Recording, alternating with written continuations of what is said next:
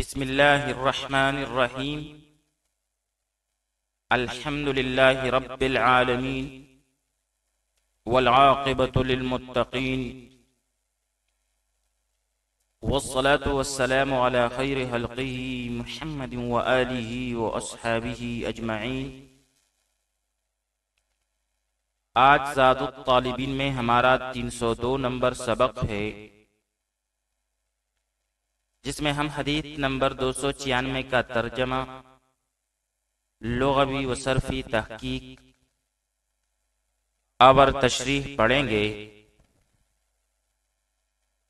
جبکہ باب الثانی میں موجود 40 واقعات میں سے یہ دوسرا سبق ہے۔ آئیے حدیث کی طرف بڑھتے ہیں۔ عن عبد الله بن عمرو رضی اللہ تعالی عنہما،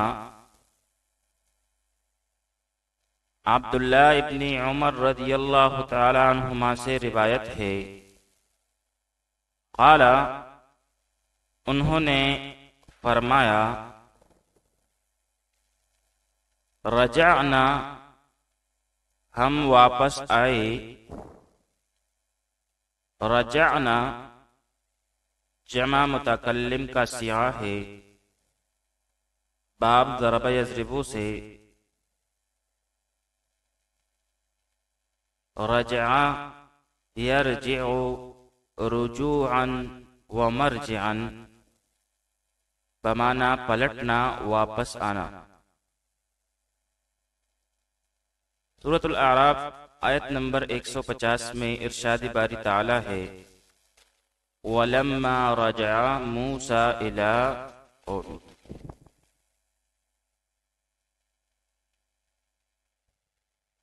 عبداللہ ابن عمر رضی اللہ تعالی عنہما سے روایت ہے کہ انہوں نے فرمایا کہ ہم واپس آئے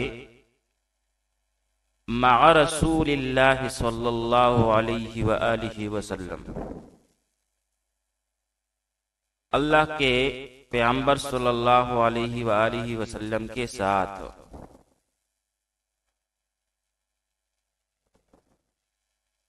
من مکہ الی المدینہ، مکہ سے مدینہ کی طرف۔ انہوں نے فرمایا کہ ہم اللہ کے پیغمبر صلی اللہ علیہ وآلہ وسلم کے ساتھ مکہ سے مدینہ کی طرف واپس آئے۔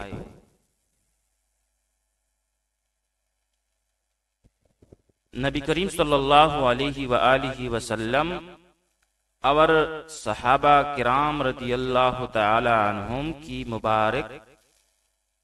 مبارک جماعت جو ہے وہ کسی غزوہ سے واپس ہو کے آ رہی تھی۔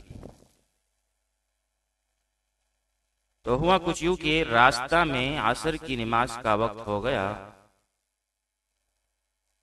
پھر ایک جگہ کچھ صاف اور پاک پانی نظر آیا، تو صحابہ کرام رضی اللہ تعالی عنہم کی ایک جماعت جلدی سے وہاں پہنچ گئی۔ جلدی میں جو وضو کیا تو ان کی ایڑیاں جو ہے وہ خشک رہ گئی، اور خشک رہنے کی وجہ سے گویا کہ وہ چمکنے لگی۔ تو اس واقعے کی طرف اشارہ ہے کہ رجعنا مع رسول اللہ صلی اللہ علیہ وسلم من مکہ الی المدینہ، کہ ہم اللہ کے پیغمبر کے ساتھ مکہ سے مدینہ کی طرف واپس ہوئے، حتی اذا کننا، یہاں تک کہ ہم پہنچے تھے، بماء، پانی تک،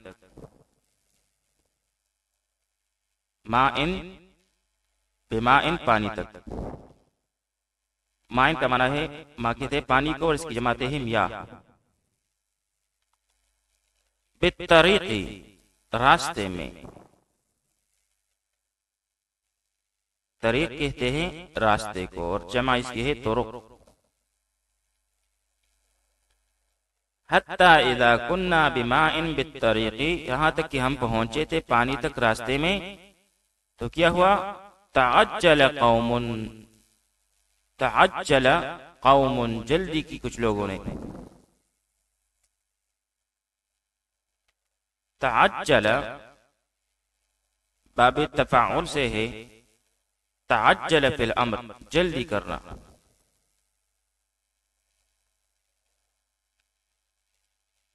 تعجل قوم، جلدی کی کچھ لوگوں نے، ایک قوم نے، عند العصر، عصر کے وقت، یعنی عصر کی نماز کی تیاری کے لیے انہوں نے جلدی کی۔ فتوضؤ، بس انہوں نے وضو کیا۔ یہ بھی باب تفاعل سے ہے، توضؤ یتوضؤ توضؤا، باب تفاعل سے، بس انہوں نے وضو کیا۔ وہم عجال، اس میں واو جو ہے یہ حالیہ ہے، وہم اس حال میں کہ وہ عجال، جلدی جلدی کر رہے تھے، جلدی کرنے والے تھے، جلد باز تھے۔ عجال یہ جمع ہے عاجل کی، بمعنی جلد باز۔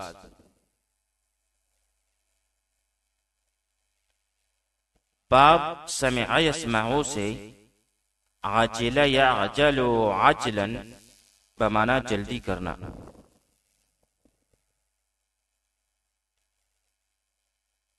عن عبداللہ ابن عمر رضی اللہ تعالی عنہما قال، عبداللہ ابن عمر رضی اللہ تعالی عنہما سے روایت ہے، انہوں نے فرمایا، رجعنا مع رسول اللہ صلی اللہ علیہ وسلم من مکہ الى المدینہ، کہ ہم واپس آئے اللہ کے پیغمبر کے ساتھ مکہ سے مدینہ کی طرف۔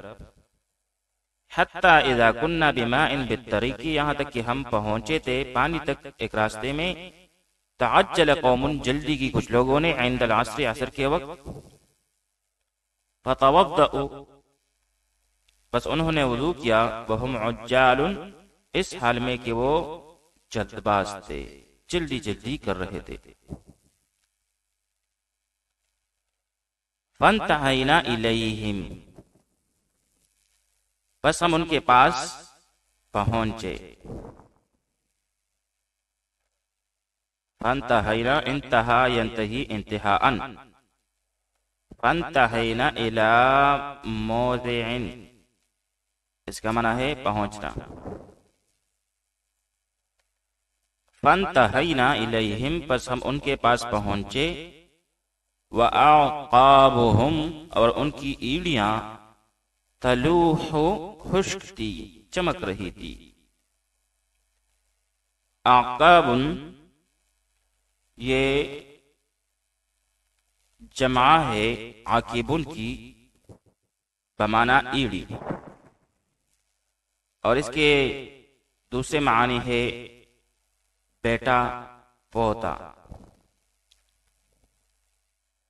تلوح باب نصر ینصرو سے ہے، لاح یلوح لوحا، بمعنی ظاہر کرنا یا ظاہر ہونا۔ فانتہینا الیہم، پس ہم ان کے پاس پہنچے۔ وَأَعْقَابُهُمْ، اور ان کی ایڑیاں، تلوح، خشک تھی۔ لم یمسھا الماء، لم یمسھا الماء، نہیں چھوا تھا ان کو پانی نے، یعنی پانی اس تک پہنچا نہیں تھا۔ فقال، تو آپ صلی اللہ علیہ وآلہ وسلم نے، فقال رسول اللہ صلی اللہ علیہ وسلم، تو اللہ کے رسول صلی اللہ علیہ وآلہ وسلم نے فرمایا، ویل، ہلاکت ہے، للأعقاب، ایڑیوں کے لیے، ویل ہلاکت ہے ایڑیوں کے لیے، للعقابی ایڑیوں کے لیے۔ ویل سے کیا مراد ہے؟ ویل کا معنی ہے برائی، شر، ہلاکت، اور جہنم کی ایک وادی کا نام بھی ہے۔ پھر ویل سے کیا مراد ہے؟ تو اس کے بارے میں محدثین کرام رحمت اللہ علیہم کے مختلف اقوال ہیں۔ مثلا ایک یہ کہ یہ جہنم کی ایک وادی ہے اور اس میں جہنمیوں کی پیپ وغیرہ جمع ہوتی ہے۔ بعض علماء فرماتے ہیں کہ مراد اس سے کنایہ ہے کہ سخت عذاب ہوگا۔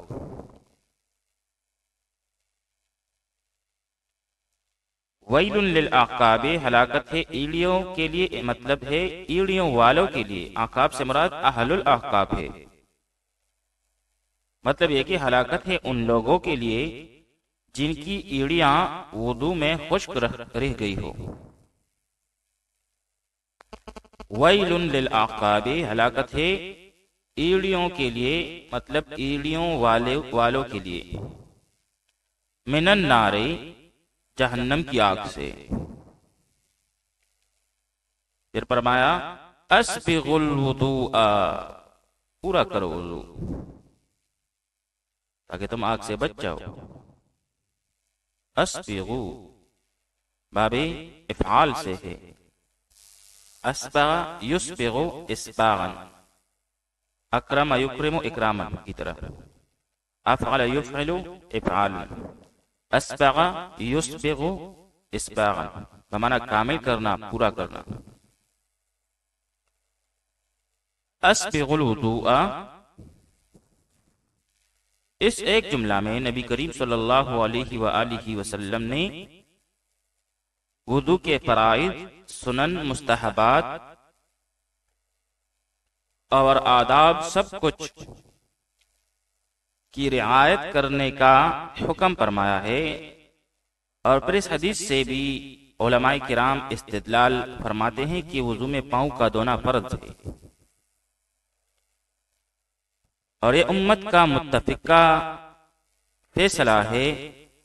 اگر فرض نہ ہوتا تو آپ صلی اللہ علیہ وآلہ وسلم اتنی سخت وعید نہ فرماتے۔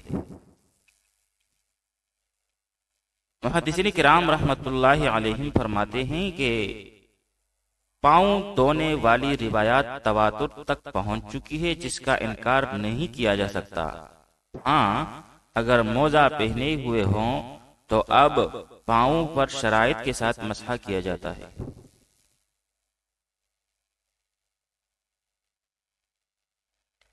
یہ حدیث مشکات شریف میں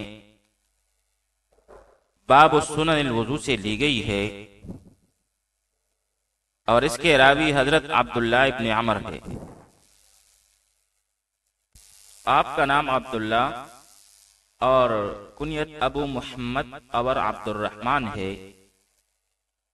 والد کا نام عمر بن العاص ہے۔ آپ کا قد لمبا، پیٹ باری، رنگ سرخ تھا، اور اپنے والد سے پہلے اسلام میں داخل ہوئے تھے۔ آپ صلی اللہ علیہ وآلہ وسلم کی خدمت میں ہمیشہ رہتے تھے۔ جو کچھ آپ صلی اللہ علیہ وآلہ وسلم فرماتے فوراً اس کو لکھ لیتے۔ دن میں عموماً روزہ رکھتے اور رات عبادت میں گزر جاتی، اور یہ ذوق اس قدر بڑا کہ آہستہ آہستہ اہل و عیال سے کنارہ کشی اختیار کر لی۔ پھر ان کے والد نے شکایت کی تو آپ صلی اللہ علیہ وآلہ وسلم نے اس پر فرمایا عبداللہ روزے رکھو اور افطار کرو، نمازیں پڑھو اور آرام کرو، نیز بال بچوں کا حق بھی ادا کرو، یہی میرا طریقہ ہے۔ جو میرے طریقے سے اعراض کرے گا وہ میرے امت میں سے نہیں۔